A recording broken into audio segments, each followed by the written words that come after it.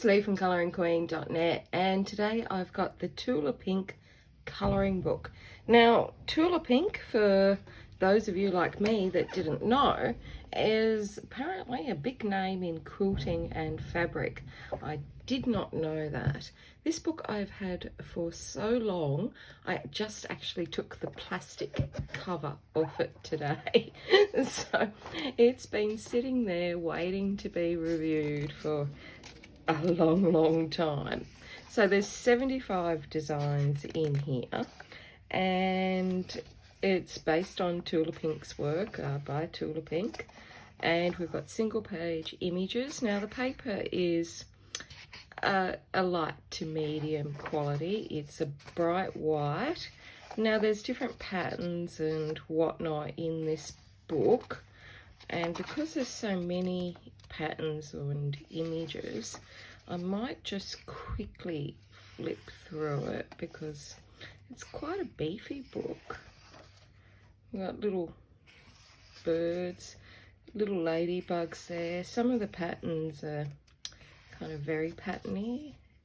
I like the things that are more scene based personally, but I think some people get involved in doing the patterns and you can really focus and be mindful. But if you're after sort of creativity, then sometimes you like the actual designs more than the patterns. I guess it depends on what mood you're in and what style of colorist. See, this I would get totally wrong. If I was doing this in different colors, I would end up, I bet you, with one of the lines wrong. I'd end up messing it up. It's very Escher-esque, that one. This is nice, I like that. Now, the images do go up to the gutter, but the pages are actually perforated. So there's a little perforation there that you can actually tear them out, which is good because, as I said, they go up to the gutter and it could be difficult to colour otherwise. Now, if you tore them out, obviously you could use alcohol markers, but within the book, I would make sure if you are using alcohol-based markers that you pop a few sheets behind, because it's not the thickest paper. It's sort of like a bit heavier than copy paper. So this one's different. It's very pretty. I like that. Yeah, so lots of nice designs. You could see that it would work with fabric, and we've got our little bunnies here. But some of the designs are a bit not to my taste, but I'd be interested, as always, in what you think. Some of them are a bit too patterny for me. And as I said, I always make mistakes on patterns.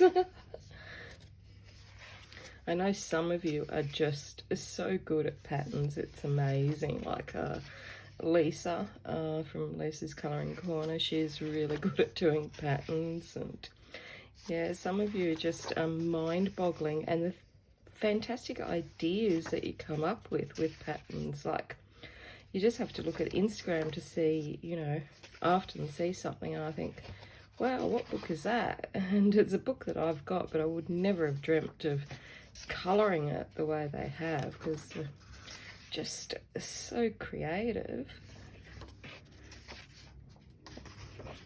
All different types here, but as usual I tend to like the scenes. That's just me.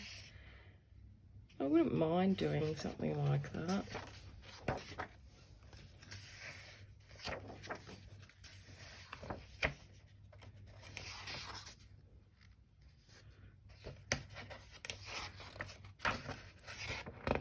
Now the line art is all different colours and weights.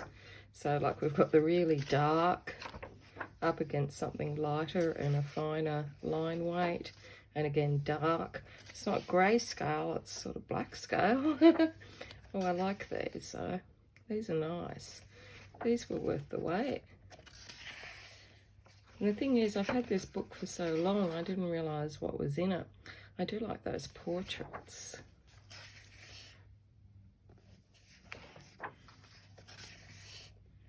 So now we're back to a thinner line.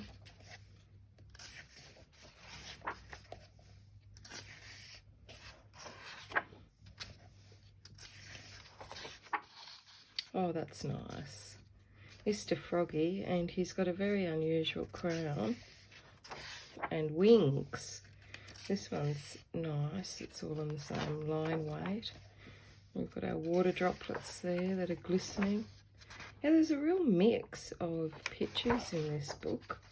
Real mix of styles. Like, this is really nice. Very different from the other books.